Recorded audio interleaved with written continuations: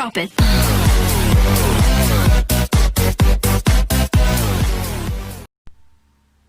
Halo, assalamualaikum warahmatullahi wabarakatuh.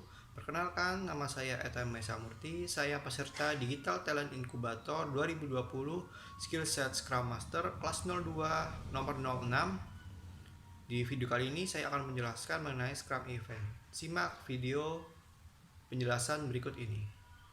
Oke, Scrum Event ada 5 bagian ya. Yang pertama sprint, kedua sprint planning, yang ketiga sprint review, keempat daily scrum, yang terakhir ada sprint retrospektif. Yang pertama mungkin saya akan menjelaskan mengenai sprint dahulu. Sprint itu biasanya dilakukan dalam waktu 1 bulan ya, atau 4 minggu, dan setelah waktu tersebut biasanya produk itu harus sudah bisa dioperasikan atau digunakan ya, dan memiliki potensi untuk bisa dirilis oleh product owner ya.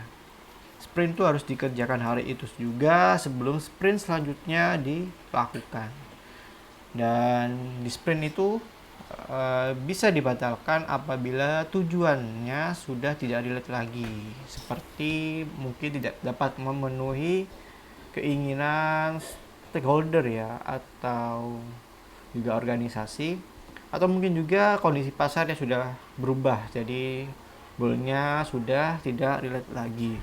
Lalu yang bisa membatalkan itu product owner ya, dan pekerjaan dalam sprint itu harus sering ditinjau dan diestimasi ulang pengerjaannya untuk memastikan apakah berjalan dengan lancar. Lalu ada sprint planning ya. Sprint planning itu dilakukan oleh product owner dan juga development team untuk mendiskusikan item mana yang harus dikerjakan dan ditambah ke sprint backlog. Lalu mendiskusikan segala keperluan yang dibutuhkan selama pengerjaan project.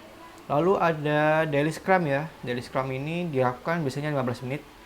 Ada yang dilakukan dengan berdiri, ada yang bahkan dengan plank ya. Ini tujuannya agar segala unek-unek, segala ide dapat dikeluarkan lebih cepat.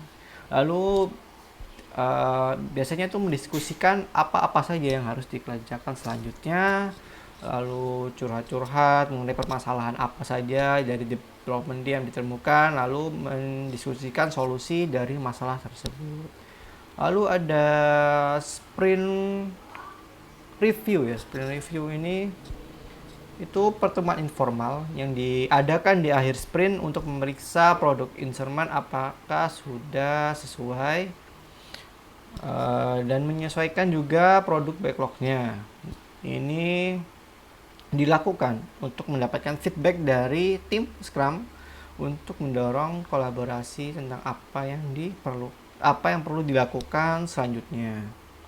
Lalu ada sprint retrospektif. Pada tahap ini biasanya untuk mendapatkan sebuah refleksi mengenai pengerjaan, apa yang sudah bagus, apa yang harus diperbaiki.